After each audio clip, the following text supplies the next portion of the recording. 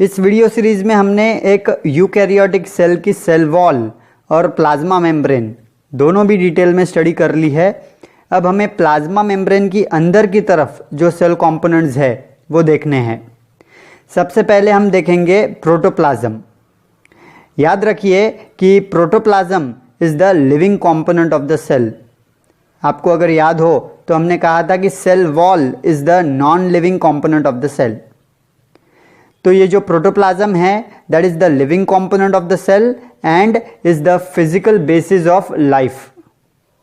ह्यूगो von Mohl ने observe किया था एक viscous jelly like mass around the nucleus, और ये जो टर्म है प्रोटोप्लाज्म ये परकिंजे ने दी थी।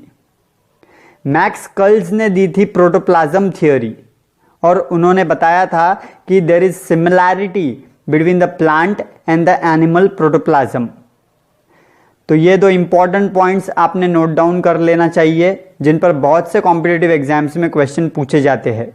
पहला कि टर्म प्रोटोप्लाज्म किसने दी थी, और दूसरा प्रोटोप्लाज्म थियोरी किसने दी थी। तो अब प्रोटोप्लाज्म की हिस्ट्री जानने के बाद हम जानेंगे कि एग्जैक्टली ये प्रोटोप्लाज्म क्या है और क्या प्रॉपर्टीज है इसकी। तो protoplasm is a living colloidal colourless semi fluid और jelly like mass which is surrounded by the plasma membrane. मतलब ये प्लाज्मा मेम्ब्रेन के अंदर वाला हिस्सा है। सिंपल फॉर्म में आपको याद रहना इसलिए मैं बताता हूं कि प्रोटोप्लाज्म मतलब cytoplasm along with the nucleus and all the cell organelles। तो अब ये साइटोप्लाज्म क्या है वो हम आगे इस वीडियो में देखेंगे। अगर आप प्रोटोप्लाज्म का कॉन्स्टिट्यूशन देखोगे तो water is the chief constituent of protoplasm. बहुत बार ये भी क्वेश्चन एग्जाम में पूछा गया है। वाटर के अलावा बहुत से एलिमेंट्स, आयंस, ऑर्गेनिक और इनऑर्गेनिक सब्सटेंसेस भी प्रोटोप्लाज्म में या फिर साइटोप्लाज्म भी आप कह सकते हो, उन दोनों में ये पाए जाते हैं। Nearly 46 naturally occurring elements are found in cytoplasmic matrix, जिनमें से करीब 24 are considered as essential for life। फिर ऑर्गेनिक कंपाउंड्स में देखोगे तो carbohydrates, proteins, fats, nucleic acid, vitamins, enzymes, hormones, ये सब आपको दिखेंगे। इनके बारे में हमें डिटेल में जानना है इन द चैप्टर बायोमोलिक्यूल्स। याद रखिए वाटर के बाद सबसे ज्यादा प्रमाण में प्रोटोप्लाज्म में होता है प्रोटीन, यानी water and protein are the chief constituents of protoplasm. Protoplasm कुछ स्पेसिफिक प्रॉपर्टीज भी बताता है, जैसे कि प्रोटोप्लाज्म शोज ब्राउनियन मूवमेंट, मतलब कि erratic random movement of microscopic particles in a fluid as a result of continuous bombardment from the molecules of surrounding medium। उसी तरह protoplasm shows Tyndall effect. Physics में आपने पढ़ा होगा Tyndall effect, light scattering by the particles in a colloid और in a very fine suspension.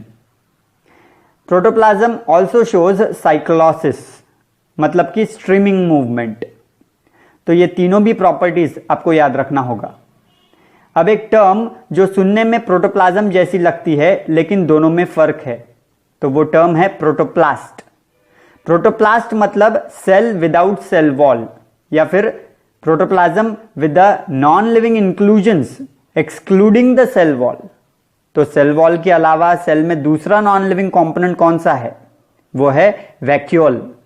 Vacuole एक non living component है और ये एक सेल ऑर्गेनेल है। इसके बारे में हम देखेंगे जब हम सेल ऑर्गेनेल्स शुरू करेंगे तब।